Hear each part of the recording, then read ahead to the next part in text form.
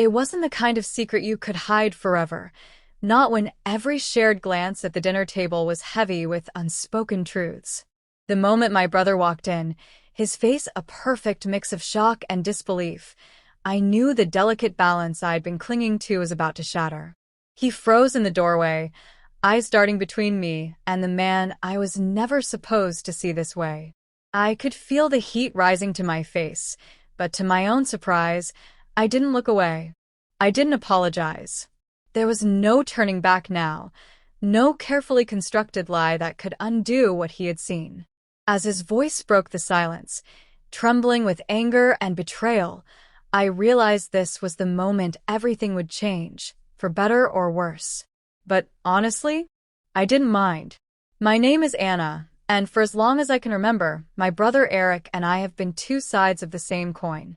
He was the golden boy, steadfast, reliable, the kind of person who wore responsibility like a badge of honor.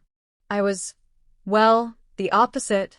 A dreamer, a wanderer, someone who couldn't settle into a tidy little box. Growing up, we were close in that unspoken way siblings sometimes are, tethered by shared memories and childhood promises. But as we grew older, our differences created cracks, small ones at first, but they widened over the years until we barely resembled the pair who used to conspire against bedtime and sneak candy under the covers.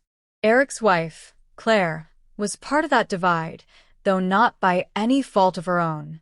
She was lovely, soft-spoken and patient, with a kind of effortless grace that made you want to be near her. She and Eric had been together for 10 years, married for 7, and from the outside, they seemed perfect. She balanced Eric's rigidity with warmth, grounding him in a way I could never understand but envied all the same. Then there was James. James wasn't supposed to be anything more than a face in a crowd. We met at a party Claire had insisted I attend, an annual get-together at their house filled with coworkers, neighbors, and people I barely knew. He was a friend of Claire's from work, someone she casually introduced in passing while juggling hors d'oeuvres and small talk. But there was something in the way his eyes lingered on mine, a flicker of recognition I couldn't place. He wasn't like the men I usually noticed. There was an ease about him, a quiet confidence that didn't demand attention but commanded it all the same. We spent the evening talking first about trivial things, then deeper topics. It was one of those conversations that felt like slipping into a warm bath after a long day, equal parts soothing and intoxicating. Over the next few months, James and I crossed paths more often than felt coincidental. Claire would invite him over for dinners, barbecues, even the occasional movie night. Each time, we'd exchange polite pleasantries in front of everyone else, but steal glances when we thought no one was looking. I tried to convince myself it was harmless. A little flirtation to spice up the monotony of my otherwise chaotic, unmoored life. But the truth was, I craved the attention, craved him. And one night, after far too much wine and a little too much proximity, I let myself cross the line I swore I wouldn't. It wasn't supposed to mean anything, but somehow it did. It started as a secret I convinced myself I could keep. After that first night, James and I swore it was a mistake. We promised it would never happen again, but promises like that are as fragile as glass. One crack, and they shatter entirely. The second time, there was no alcohol to blame. No convenient excuse to hide behind. It was a Tuesday afternoon of all things, and Claire had invited me over to help plan Eric's surprise birthday party. James showed up unexpectedly, dropping off some files Claire had forgotten at work. One look at him, and I knew. The way his eyes softened when they met mine, the slight hitch in his breath when Claire mentioned my name. It was all there, unspoken but undeniable. The tension between us became a third presence in a room, humming just beneath the surface. Claire was oblivious, cheerfully rattling off decoration ideas while I fought to keep my composure.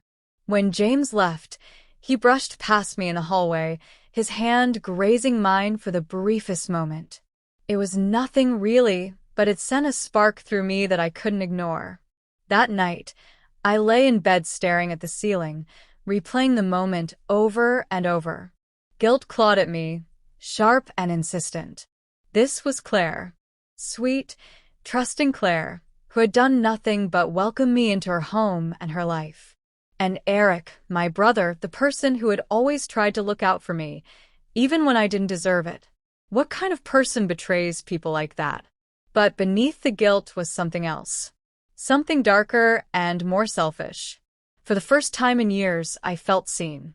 Not as Eric's wild younger sister or the woman who couldn't seem to get her act together, but as someone worth noticing, worth wanting. The next time I saw James, I told him we couldn't keep doing this. "This has to stop," I said, my voice trembling. We were in his car, parked on a quiet street far from anyone who might recognize us. "It's wrong. They don't deserve this." "I know," he said, running a hand through his hair. "God, Anna, I know." But he turned to look at me, and the anguish in his eyes mirrored my own.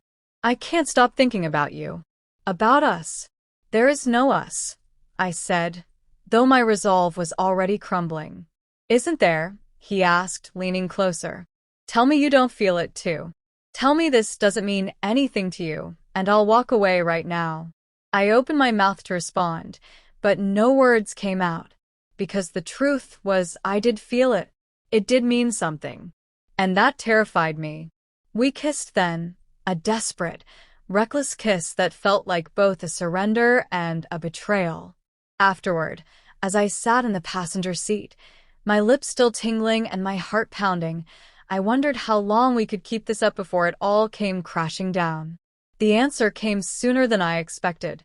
It was a Saturday evening, and Claire and Eric were hosting another dinner party. The air was thick with the smell of roasted chicken and rosemary, the sound of laughter echoing through the house. I was helping Claire in the kitchen when James walked in, his eyes immediately finding mine. I froze, the knife in my hand trembling slightly. Claire didn't notice, too busy explaining her recipe for some elaborate dessert. James lingered for a moment longer than necessary before excusing himself to the living room. "Isn't James the best?" Claire said, smiling. "I don't know what I'd do without him at work." My stomach churned. "Yeah," I said weakly. "He's great." The rest of the evening was a blur. Every laugh, every shared glance between James and me felt like a spotlight on my guilt. And then, as I stepped outside for air, it happened. "Anna?" Eric's voice made me jump. I turned to see him standing by the patio door, his expression a mix of confusion and concern. "What's going on with you and James?" "What?" I asked, my voice too sharp, too defensive. "I'm not blind," he said, crossing his arms. "You've been acting weird all night. And so has he." My heart raced. "You're imagining things." "Am I?" He stepped closer, his eyes narrowing. "Anna, tell me the truth. Are you seeing him?" I opened my mouth, but no words came out. The silence that followed was deafening, and I knew in that moment there was no going back. For a long moment, the world seemed to stop. Eric stared at me, his face etched with disbelief, waiting for an answer that I wasn't ready to give. I wanted to deny it, to tell him he was wrong, that he was overthinking. But the words refused to come. Instead, the weight of silence spoke louder than anything I could have said. "Anna," he said, his voice low and trembling. "Please, don't lie to me." I swallowed hard, my throat dry as sandpaper. "Eric, my voice cracked, and I had to look away. It wasn't supposed to happen." His expression shattered, disbelief giving way to raw betrayal. "So it's true?" I nodded, unable to meet his eyes. "Jesus Christ," he muttered, stepping back like I had struck him.